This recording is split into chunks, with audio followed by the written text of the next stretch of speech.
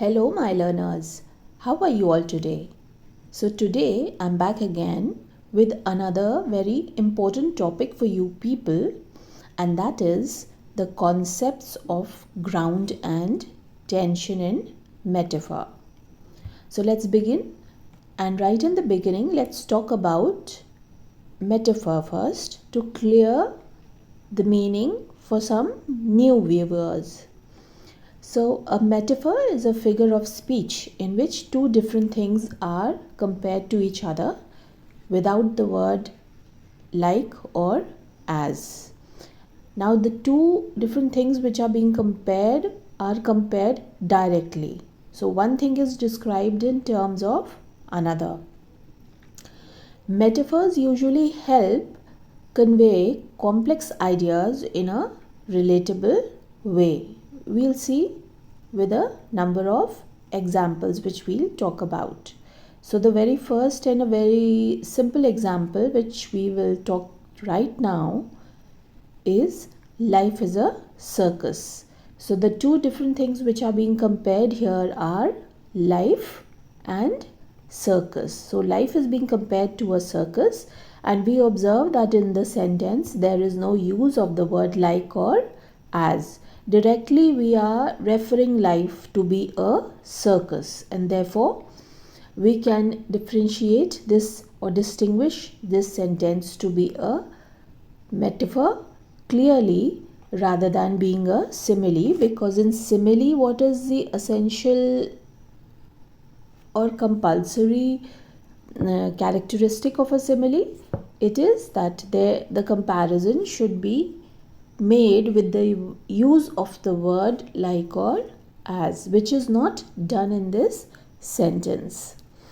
Okay, let's talk about ground and tension. And in my previous video, I have already talked about tenor and vehicle, which are two very important concepts or components of a metaphor, which you can check already. It is posted onto my profile, and therefore you can check it there.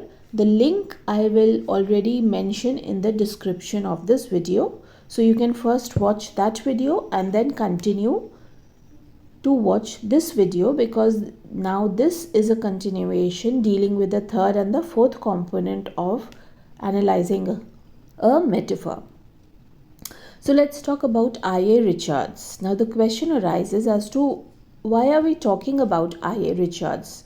I.A. Richards was the one who introduced the terms tenor, vehicle, ground and tension to analyze how metaphors create meaning in English language and how they are used to create effect and influence the readers. So, and who was I.A. Richards? I.A. Richards was a British literary critic and a rhetorician who existed or who lived during the time span of 1893 to 1979. Now, he focused a lot on linking ideas through figurative language to understand metaphors. Basically, he's done a lot of research on new criticism, and he presented this framework of his analysis of metaphors in his book, which was published in the year 1936, The Philosophy of Rhetoric. Right? And therefore, he is essential for us to study, because he is the one who introduced the different four terms of tenor, vehicle, ground and tension. But in this video, we will only focus on ground and tension more, because I have already made a video in detail about tenor and vehicle. So in case you wish to understand that, please watch that video. The link is already mentioned in the description. So let's start with what is ground. Now we know that in a metaphor, two different things are being compared to each other, right? Now one is tenor. Tenor is the main thing or the main object or the main person who is being compared, and vehicle becomes the thing to which the person, the object, or the concept to which the very first person is being compared. That becomes the vehicle. Now we deal with ground. But then what is ground? The ground is the shared quality or point of comparison between the tenor and vehicle. Now we have two concepts, two things which are being compared to each other, tenor and vehicle. But how is ground related to tenor and vehicle? Is that it is a common characteristics or the similar characteristics between, or the similar quality which exists between the tenor and vehicle when we are making this comparison. So ground explains why the metaphor is making a sense to the reader, right? Let's try and understand and get a clarity of it with the help of an example. Now the example I'll take here is her eyes were stars. So let us first find out what are the two different things which are being compared to each other. It is the eyes. And whose eyes are we talking about? Some female eyes, because there is a use of a pronoun her. Right? So a woman's eyes are being compared to stars. So what becomes the tenor part here? The tenor part becomes her eyes, and vehicle becomes the stars to which eyes are being compared. Now let's come to the ground. What is the ground? Ground is the common characteristic or the shared quality between the two things which are being compared. So the two things compared are eyes and stars. And what is the common quality which we are talking about? And you will observe that this common quality which we are talking about in these two things which are compared is implied. We are not explicit about that quality in the sentence. Are we saying in any way the ground is explicitly mentioned? No. The ground part of the metaphor is always implied. So let's observe here what is the ground in this sentence. It is the brightness or the sparkle or the beauty which is conveyed. This becomes the shared quality, the common characteristics between the eyes and the stars. We are trying to say that the women's eyes are as bright as the stars. We are trying to say that women's eyes sparkle and shine so much that they appear to be as stars, right? So beauty is being reflective here, and beauty is being talked about here between the two things. But you will observe that ground here is implied. It is never explicit. It is never explicitly stated in the sentence. Only tenor and vehicle is explicitly stated, right? I hope ground is clear now. So let us move to what is tension. Now, just as ground was something where similarity was being talked about between two different things, so in tension we will talk about the difference which exists between the tenor and vehicle of the metaphor. So let's check how do we express tension. How will we put it in words? So tension refers to the difference between the tenor and vehicle. And why does this difference exist, or why is it important? Because it creates interest, or it creates an element of surprise in the metaphor. Tension also highlights the imaginative leap the metaphor asks the reader to make while understanding it. So imaginative leap, how will we understand what is imaginative leap? Suppose we are talking about two different things, but they exist in two different realms. Let's say very different zones. So let us talk about the same example which we took for ground, so that we understand with a better clarity as to how tension can be applied to that very same sentence. So our sentence was her eyes were stars. Eyes was tenor, stars is vehicle, and the third component was ground. Ground was a similarity or the similar characteristic which exists between eyes and stars. Now what is tension? Tension is a contrast between the two concepts. So tension over here will be how are eyes and stars different? That will be the tension. Now eyes belong to human as well as animals, so it becomes a worldly thing, right? Whereas stars are celestial objects. Stars belong to the universe, so they are celestial objects. Hope the tension concept is very clear. Now let's move to all the four and let's identify all the four: tenor, vehicle, ground and tension. All these four concepts in the very same example to get a clarity of it. Okay, so we take a very different example here, and this is he is a lion in battle. So what becomes the tension or the main subject which we are talking about is he.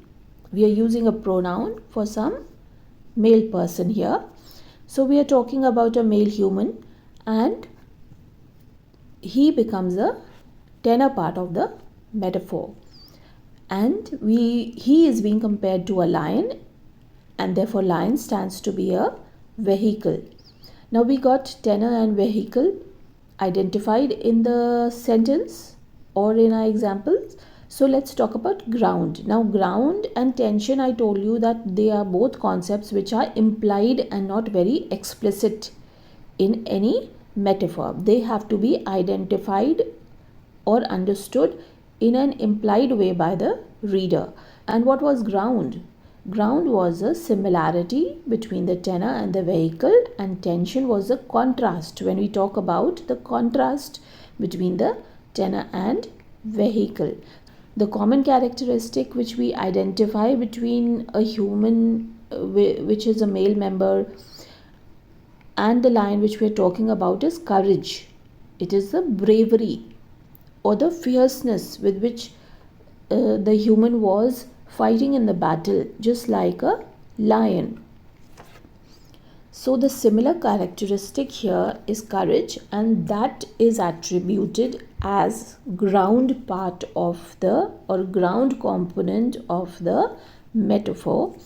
And remember that ground is always implied. It is never explicitly stated in the example. So what about tension? Now tension is the contrast between the tenor and vehicle, and let's find out what is the contrast here between he and the lion. Now he is a human being, right? He belongs to the human world, whereas lion belongs to the animal world. Lion is an animal. So what is the difference here? That we are taking one thing, we are comparing two different things, but we are comparing two different things from two different worlds, or we are comparing two different things from two different zones, and one is a human and the other is an animal. That becomes the tension or the fourth component of the metaphor. And also remember that even tension is implied. It is always an implied component of the metaphor. It is usually not explicitly stated.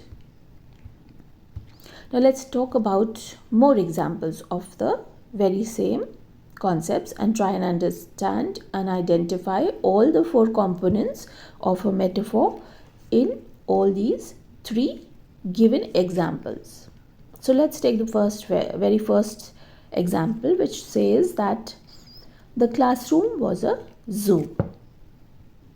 So the tenor part becomes the classroom, because that is the main thing which we are trying to compare.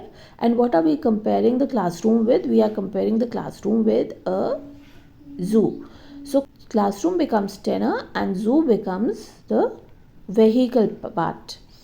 Now ground was the similarity which exists between the tenor and vehicle. So ground here would be, how is classroom and zoo similar here in this sentence? Because both of these are chaotic or noisy places, and especially in this sentence, when we are comparing classroom to a zoo, we are trying to say that the classroom was very noisy and chaotic, and it appeared as if it was a zoo. Now let's talk about tension here. Now tension is the difference between the tenor and vehicle. So one is classroom, that means where people or where humans stay, or a closed enclosure where in which a few or people or few students are there, or a group of students are there. Whereas what is a zoo? Zoo is a closed enclosure in which wild animals stay. So what is the difference between the implied difference? Remember, it is always implied. So what is the implied difference between the two things which are being compared? One comes from the human realm, right, or from the human world, that is a room in which humans are staying, and the other comes from the animal world where wild animals are staying in a closed enclosure. Alright, let's talk about the second sentence here. Her voice is music to my ears. So let's identify what is tenor here. Tenor becomes the voice. And whose voice are we talking about? The main subject. The main subject is her. Her is a pronoun. So it is being used for a female or a lady. So her voice becomes the tenor part of the sentence, and music becomes the vehicle. And why? Because voice is being compared to music here. Let's talk about the ground and identify it, because ground is always implied. It is implicitly stated. So how is voice and music, which is compared here, similar? How are they similar?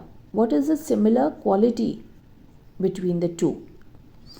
It is the pleasantness of the voice or the pleasantness of the music. We are talking about the pleasantness of the voice, which is being compared to music, or the soothing effect of the music, which is compared to the voice, or the relaxing effect of the voice, and therefore it is being called a music. That becomes the ground. And tension is the contrast characteristic between the tenor and vehicle. So how are voice and music different? Because voice again is a sound which is maybe of a human or an animal, right? So it comes from a human world. It comes from a world. It is a worldly characteristic.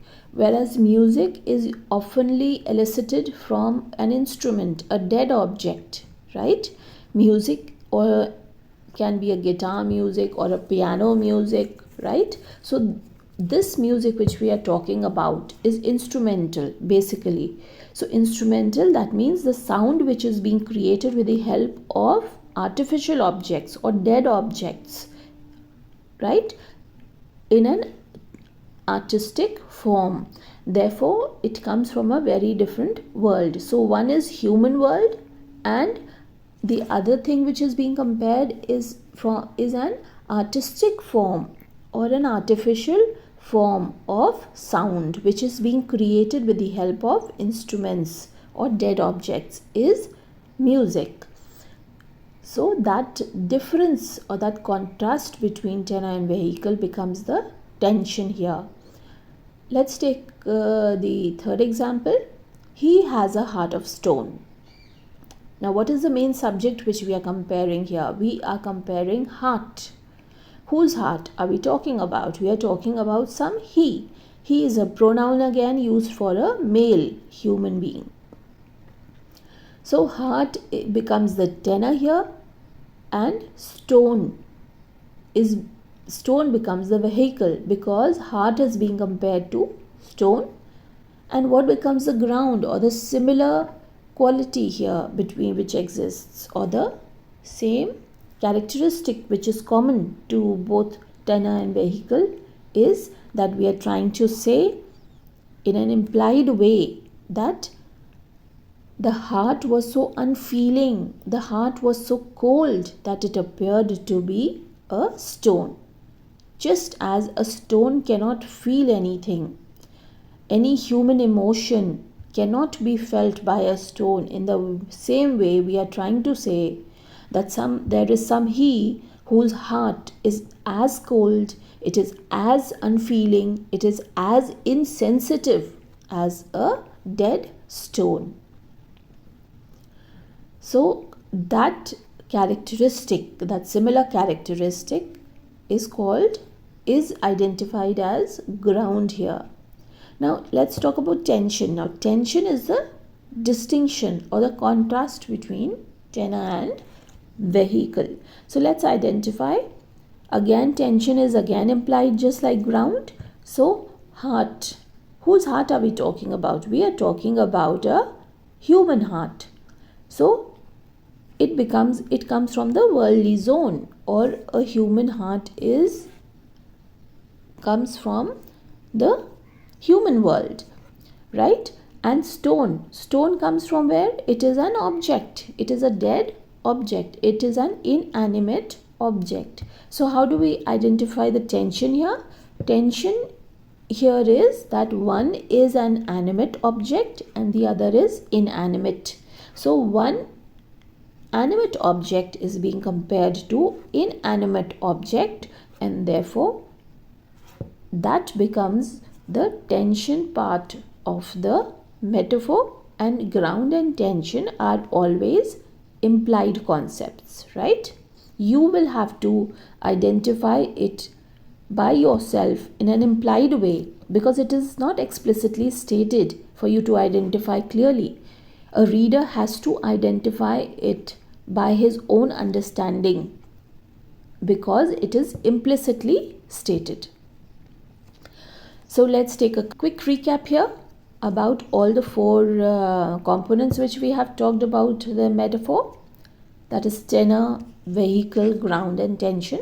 Now tenor is always remember in a very crisp and concise manner that tenor refers to the subject of the metaphor. The main principal subject of the metaphor becomes the tenor part.